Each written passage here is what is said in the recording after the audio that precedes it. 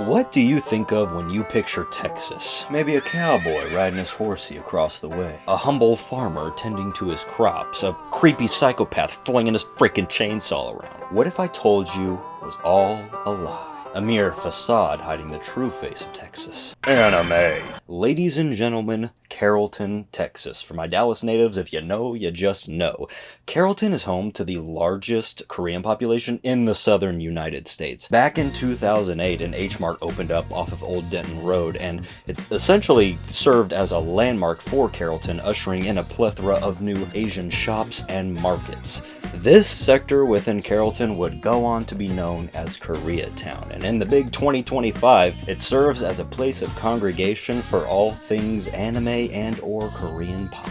You have big dog stores like Kinokuniya for your die-hard weebs, restaurants that lather you with K-pop music videos in every which direction that you look. There is a Daiso, a Tesso, a karaoke bar, 2 of them actually, and a K-pop cosmetic store. I'm pretty sure there's like 2 or 3 of those also. There's something you need to know about me though. While I love Korean culture, I love Korean food, I love Korean movies, I love Korean people, I think K-pop is interesting. That's the word we'll use while K-pop fans are watching. My knowledge of K-pop is super minimal. I know of like 2 groups, Blackpink and BLT or whatever. That's the name, right? BLT? I've always had this weird stigma around K-pop due to the, plastic surgeries that almost seem ritualistic, to the over-demanding work life that these young adults and teenagers have to endure. From the outside looking in, it looks like an industry that wants to eat you up when you're young and beautiful and spit you out when you're, I don't know, slightly above the age of 30. Everything about it just seems a little toxic and miserable, but goddamn. If you are a living human watching this video, then you probably know that K-pop has essentially taken over the country and established a new world order of fans and stans. It appeals to the US sensibilities so much that there came a point where Korea went, f it. Just sing all your songs in English. That's another thing that kind of rubbed me the wrong way about K-pop. It's Korean. Why does it sound mostly indistinguishable from like American pop artists? And I'm no hater of pop. I actually, back in the day I got made fun of for my love of pop. I was walking down the street with my buddies that I mentioned, in my last video. We were in middle school. My buddy Austin turned to me, he pulled out his phone and he said, "Yeah, let me play a song real quick." I then started to feel a little brave and pulled out my phone and said, "Check this out." I was then excommunicated from my friend group for over a year. All this to say, I really do enjoy pop. I just never found an in when it came to K-pop. Enter K-pop Demon Hunters, or more accurately, enter K-pop Demon Hunters like back in June and me avoiding it for as long as I could. You remember how last video I made a couple weeks ago was all about my friend Mike? Well, we're switching it up this time. This video is all about Mike's fiancée, Meryl. Meryl is absolutely, positively obsessed with K-pop. I even interviewed her for this video. I was, hey, brief 5-10 minute interview turned into like a whole hour. But I interviewed her to gather information on how the industry has evolved, the debuts, the double eyelid surgeries, what it takes to break out into the industry, and I guess you could say it was very eye-opening, for lack of a better term. But look, Meryl's a girly girl. I'm a manly man. Sure, I did musical theater in high school, I love pop music and Korean women. Need I say more? But did anyone honestly think this movie would appeal to me?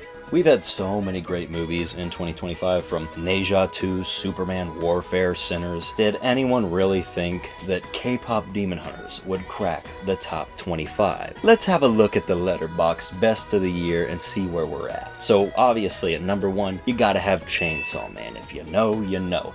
Absolutely love this movie, but at number 2, I decided to put something a little lesser known. Not a lot of people know about this movie. It's called... God damn it. If you've seen our reaction to K-pop Demon Hunters on the Weebs Closet, you would know I think this movie is virtually flawless. The pacing is brisk without feeling rushed. The tone is a bit more comedic, but it allows the emotional scenes to seep into your soul and your mind. The animation in the calmer, more quiet moments is inspiring, to say the least, and jaw-dropping when it comes to the action sequences, and the music always hits right as your investment in the scene reaches its absolute maximum. It always feels like a catharsis of some kind whenever a song is played. Movies should have rhythm, and I'm not just talking about music. There is a certain pace that a director, writer, editor should use to evoke the viewer's emotions, and K-pop Demon Hunters has a crew that absolutely understands that assignment. This movie does not waste your time. Don't waste my motherfucking time! Opening scene, boom, we get a brief history on the K-pop idols slash demon hunters and how they've been fighting demons throughout all of history. We are then introduced to our three main girls who board a plane that has been hijacked by demons, which leads into our first musical number slash action sequence, because in K-pop Demon Hunters, sometimes those things happen at the same time. It's pretty freaking awesome. And then they bust out of the plane, crash land into their own concert like freaking meteors, and sing while they slay demons. And then you get the title screen, and you realize you haven't even been watching the movie for 9 minutes. I feel like if this opening made you jump, laugh, or cry, it's a completely valid response.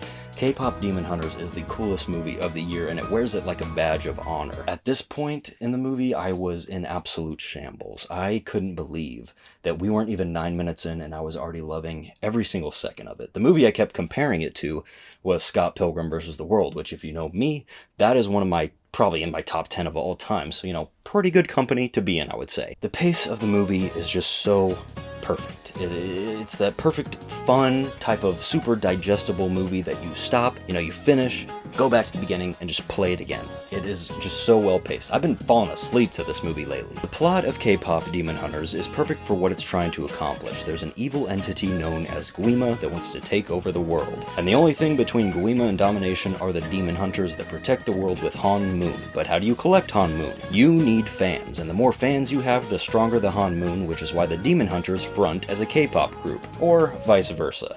That's kind of one of the best parts of the movie, is that neither the demon hunting aspect or the idol aspect feel like part-time gigs. These characters will kick your ass and then sing the coolest song of all time. I heard a theory, actually, about this movie that when Psy made Gangnam Style back in the day, the Han Moon was so strong that he prevented the end of the world that was supposed to happen in December of 2012. And you know what? I freaking believe it. Wait. Is Gangnam Style K-pop? No, I like that song. That's not K-pop. In the movie, we have our three main girls, our protagonists slash K-pop idols slash demon hunters, Rumi, Mira, and best girl, you know it, I know it, Zoe. They're in a trio group called Huntrix, a group that sings and slays. That's a code for slaying demons. However, when Guima debuts a new group of handsome dude bros called the Saja Boys, they begin to steal away all of Huntrix's Han Moon, thus making the barrier protecting Earth much weaker. But K-pop Demon Hunters has a little trick up its sleeve, and I'm not gonna lie to you guys, this absolutely shocked me. Rumi, our protagonist, is half demon. Funny side note, on Halloween, we actually had a girl walk up to the house in a yellow jacket, long purple hair, and a sword. My dad, the boomer he turned to me and he asked me, "Jake, what anime character is that?" Truth was, I had no idea, but funny enough, the girl that came up to the house dressed as Rumi was kind of a walking spoiler. She had like the demon pattern all over her face and the purple eyes, and I wasn't able to put two and two together until I saw the movie, basically. The story of K-pop Demon Hunters gets complicated as Rumi continues to struggle with her demon inheritance, and gets even more complicated when you meet the head of the Saja Boys, Jinu. While predictable, this is a story about our perfect protagonist Rumi learning that she's not as perfect as the people around her may think, while Jinu, the demon, learns that maybe he isn't completely evil through and through. It all results in a wonderful, if not predictable, message of balance. Learning to love your imperfections and coming to terms with the demons in your closet. It's a beautifully told story that, weirdly enough at first glance, does not criticize the current K-pop industry in any way. But as I looked a little bit closer, I found something very fascinating about the movie.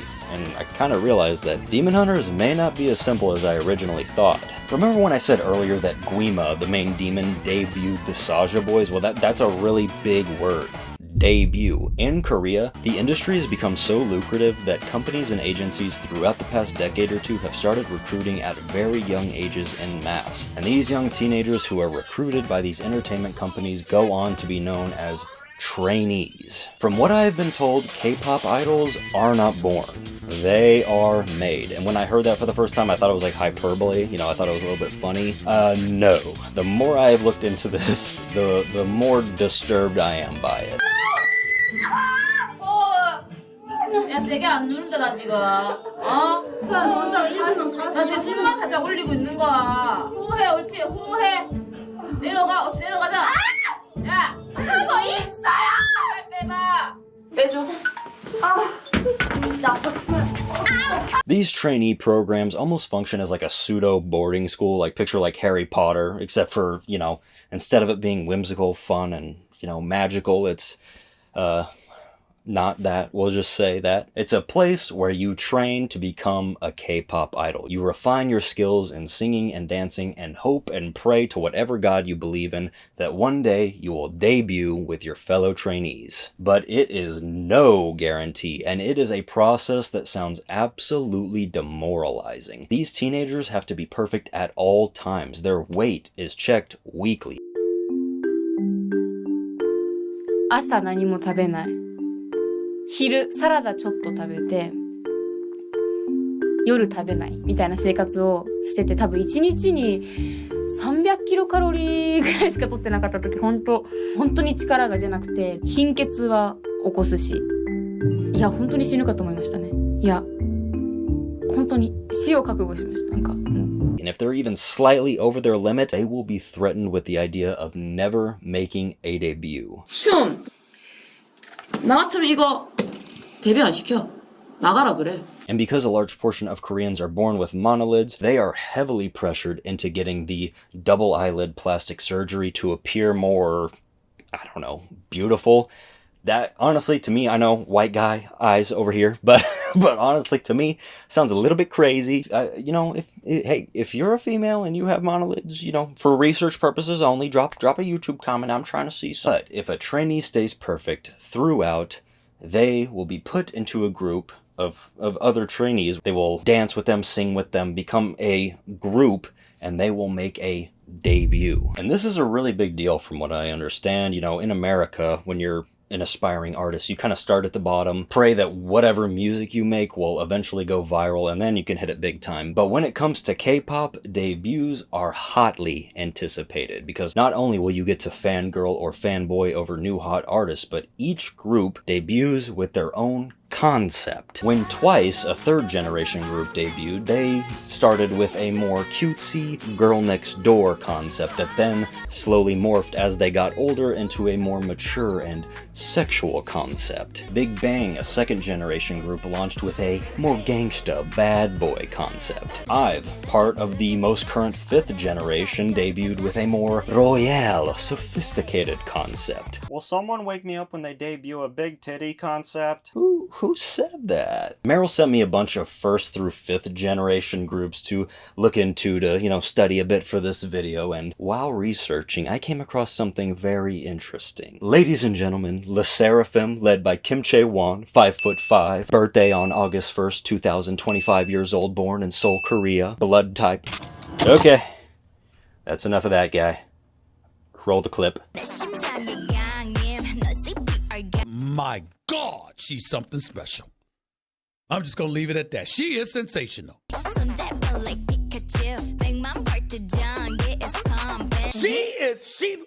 Whoa, she looks special. Before debuting, the group will be given a contract for a certain number of years, and if everything goes well, if sales are good, if the idols are still perfect and beautiful, they will be given the opportunity to renew their contract or disband if it's not a unanimous vote to continue working together. And this is why idols are recruited so early, because from the moment their debut hits, it is a time crunch to produce as much music and sell out as many football stadiums as humanly possible until you're either old or just done with being an idol. This has created a lifestyle and work environment that has led to many, and I mean too many, instances of depression, bullying, anxiety, and some worse stuff, let's just put it that way. From everything I understand so far about the K-pop industry, it is something that on the outside looks glamorous and amazing, but is quite tormenting for those actively participating as idols. Like I said, I interviewed Meryl, but I also used a bit of Google to help me better understand the industry, and I was hit with a Bible length of information about exploitative contracts, lack of autonomy, and tragic ends to certain careers. And this is what leads me all back to talking about K-pop Demon Hunters and our lead actress, Kim Yoon-jae, also known as EJ. She's not the main voice of Rumi, but the main singing voice. All three girls and the Saja boys as well have voice actors and singing actors. EJ, believe it or not, was actually a trainee back in 2015 for a company called SM Entertainment, but she never managed to debut. By the time she was 23, EJ was considered too old for a debut and was ultimately dropped by the company.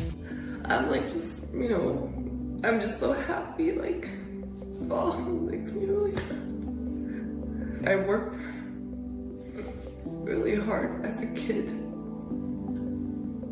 So like, I told you when I was 23, I felt so, the biggest part that I was sad about is not just being dropped, it was because I let her down and she worked so hard.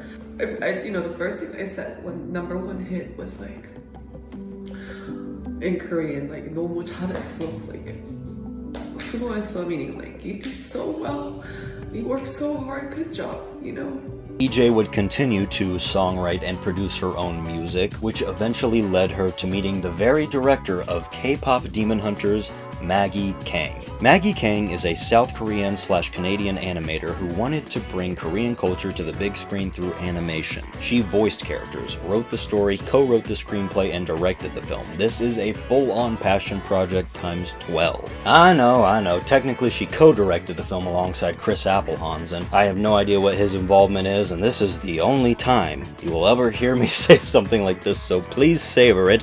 Stand aside, white man. This is not about you. All jokes aside, I'm sure Chris's involvement was a vital part of production, but this is really Maggie's story. She's the one going around doing all the interviews because this is clearly a story that she specifically wanted to tell. And the end result is one of the greatest directorial debuts we've had in years. It's also a movie that is easy to understand and appreciate for all ages. However, I almost feel guilty for enjoying it, like I was glorifying an industry that in all aspects sounds cruel. There's an entire article published by The Diplomat on why the K-pop industry violates basic human rights. I've seen many videos explaining the deep theming behind K-pop Demon Hunters, and I think I have my very own unique take on the symbolism and theming in the film, and to you, it could be completely wrong. I mean, it probably will be completely wrong. I'm not here to speak for Maggie Kang. I'm simply here to express what the movie reflects about the very culture that made it. K-pop Demon Hunters is set in a world built on pop idol culture. That context alone invites industry commentary. Maggie Kang could interrupt this very video herself, yell at the camera saying that her film is not a commentary on exploitation. But the film exists inside an ecosystem that already associates idols with high pressure, overworking, and youth commodification. It feels disingenuous of me to enjoy a movie about the coolest pop idols ever made and not touch on the fact about how they're essentially made in a f***ing lab. These kids are recruited as young as possible because once they reach a certain age, they just have to figure it out for themselves. When I was interviewing Meryl, she told me that some kids drop out of school while they're in the trainee program. And I was like, okay, but what happens if they never debut? That kind of puts them between a rock and a hard place. But how does this all tie back into the movie? Well, let's look at our main protagonist, Rumi, who reveals to us that in the first act, her demon patterns are slowly beginning to show and she won't be able to cover them up for much longer. So, what's her solution, you ask, dear viewer? Well, I will tell you. Rumi's solution to covering up her demon patterns is to produce as much music, gain as many fans and followers, and sell out as many football stadiums as she possibly can. You didn't. Did you announce the new single? And the promo starts tomorrow. Tonight? No. Because once the demon patterns reveal themselves, no one will love her anymore and the life of being a K-pop idol will be over. So if she gains enough of a following, she will be able to use the Hanmoon to destroy a part of herself. It is literally a race against time. With every new fan, every new hit single, every sold-out show, Rumi is not just pushing away the demons, but a part of herself. She's destroying half of what makes her Rumi. The demons clearly represent internal struggle, but to me they also represent time itself and how the demon hunters are constantly fighting against it. Because if they succeed, if they produce enough music and fans and notoriety, they won't have to worry about being replaced because everyone will always love them. Remember earlier when I talked about contract renewals? You literally have a new group debut in the middle of the movie, the Saja Boys, that serve as a replacement to Huntrix. The Saja Boys literally suck the souls of Huntrix fans. It is just so blatant. K-pop Demon Hunter's message on the surface is self-love, but it also makes you question what's left to love about yourself when the clock runs out. What parts of yourself did you push away to get what you want? It's not a condemnation on the K-pop industry, but a work of art that is simply just trying to humanize it. It's fucking amazing. And I usually bleep that word, but I have to leave it in for emphasis. Like I said, this is all my interpretation. I think the symbolism and themes are so broad, so relatable, that anyone can and probably will be able to relate to them. Hell, I've seen reviews about how this movie is secretly LGBT coded, and I wouldn't knock you if that's what you took away from the movie. Although I will say, for the entire movie, Rumi and Jinu look like they want to, how do I say this? Fuck each other? I'm actually so curious to know what EJ took away from the movie, if she saw any of what I saw. A former trainee who is now 33 years old and carved her own path into the music industry. It's all a really fascinating story, both the movie itself and the production behind it. All three actresses that sang for their characters never made it to the K-pop industry, and look at them now. This is one of the most inspiring stories I have come across in a long time, and also one of the most infuriating, knowing I will never be as talented as them. Golden is seriously one of the best songs I've ever heard, just like straight up.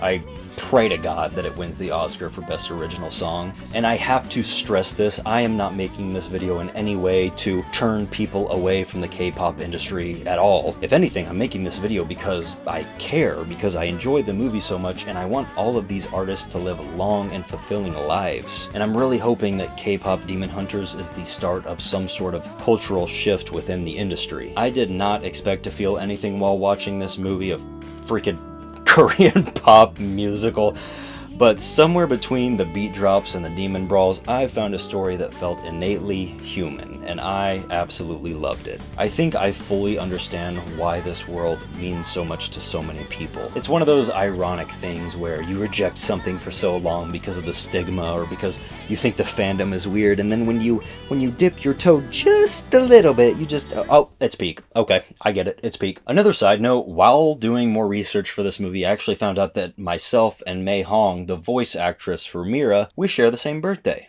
I think that's awesome. So, Miss Hong, if you're not doing anything on the 24th of OT, I know a great spot in Carrollton. That's Koreatown. Just hit me up on my socials and we can get that figured.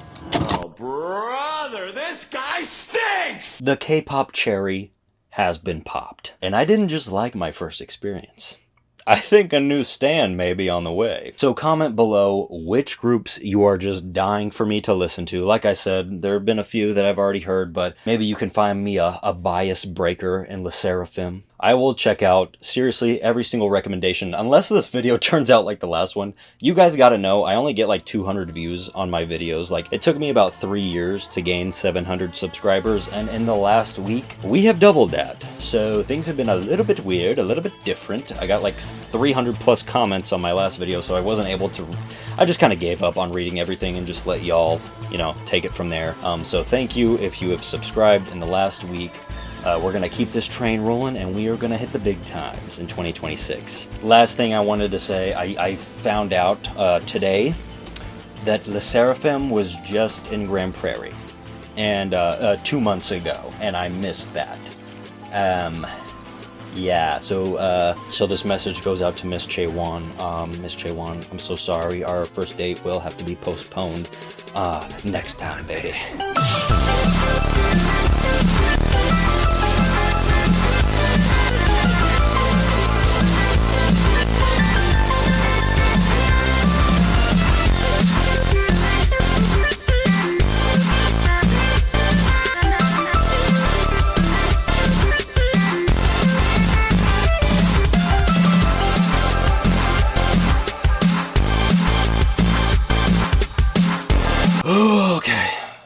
Finally done.